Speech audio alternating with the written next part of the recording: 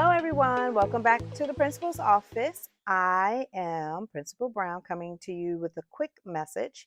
But before we do that, make sure you subscribe and share.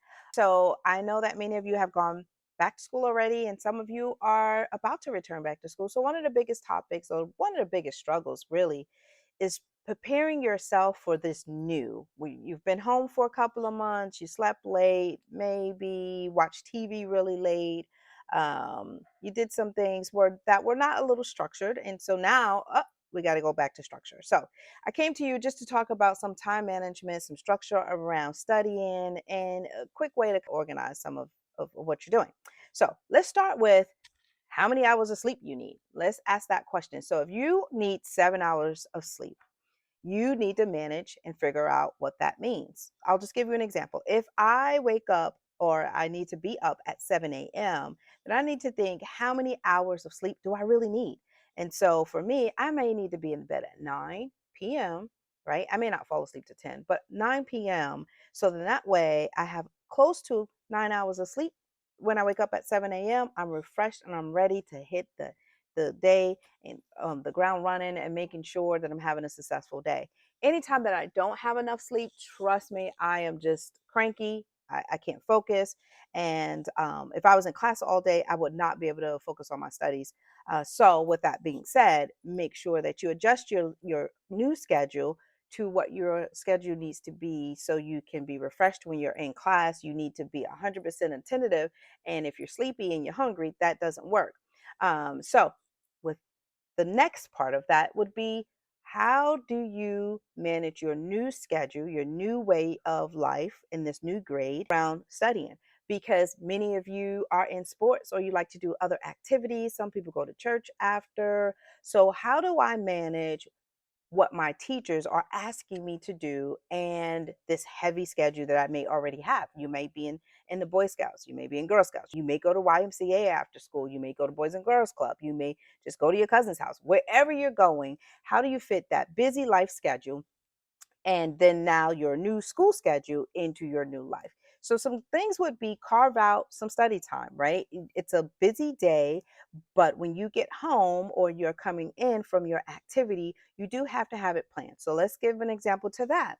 If I on Mondays went to piano lessons, and piano lessons were from 6 to 6:30, and prior to that, I went to school. I went to after school. My parents picked me up, and then we went to piano lessons at 6. And so from 6 to 6:30, I'm in piano lessons, or 6 to 7, I'm in piano lessons. Then I get home at 7 and I have to eat, and up, I'm going to take a shower, and then I'm going to go to bed. Or is it before you take that leap into taking your shower and going to bed? Is it I take my shower and then I do 30 minutes or 45 minutes of homework, or just to look over my notes for the day and then go to bed? Um, you may have to cut some things out, right? You may have to cut out my favorite TV show that I really want to watch because it comes on every Thursday. It's Law and Order, right? I love watching Law and Order. And but in this scenario, if I went to do piano lessons after school at 6 to 7, and then Law and Order comes on like 8 or 9, I think it's 9 o'clock.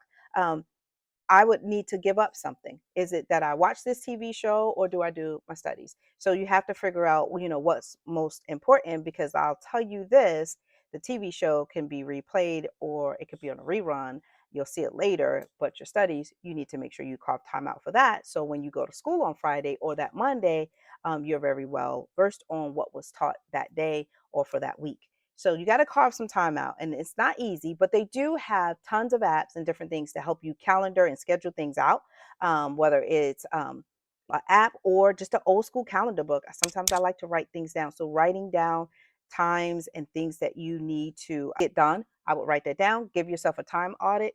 And I know some of these things are higher things that as a kid you're not going to do by yourself, but parents, you can definitely help them do that. And parents, you can give yourself a time audit, because your life is going to change as well. Because if you're taking Junior to piano lessons, I know that Junior may be only 10, so he's not driving himself. So that hour that he's in piano lessons, that's an hour that you're doing something as well. So think about yourself, time audit. What can you do within that time to make sure that things are getting done? Definitely, everyone in the family should have a calendar. Everyone in the family should have a schedule. And that way, it's also shared amongst yourselves as family, but you're also not overloading yourselves, and making sure that you spend time with each other as well. That's most important, because school schedules, sports schedules, any extracurriculum activities and work can be overwhelming to any family. But this is the time to really start thinking about making some adjustments, and actually going in there and organizing things and events that you have going on. The second thing is really thinking about making sure that you as a parent and your scholar is not overwhelming themselves, because that goes into mental health. That is something that we'll talk about in our next session. But for right now, look at your schedules, try to organize that, making sure that you carve out the right times to do the right things. Studying scholars is really important. It's going to get you to the next level. um, you might even have to cut out some phone time, some social media time. I get it. It's a big adjustment, but it is time to make those adjustments now, because the further you wait, the harder it will be. So if those of you who are in school, make those adjustments now. I think you're only 2 weeks in. For those of you who are not going to school yet, you have time to think about that. I know I don't want to bust up your summer, but it is time to go ahead and start planning what your year would look like based on your new hectic schedule. And that's what I have for you today, guys. Enjoy your weekend, and we'll talk soon. Don't forget, again, like I said, subscribe and share. Bye.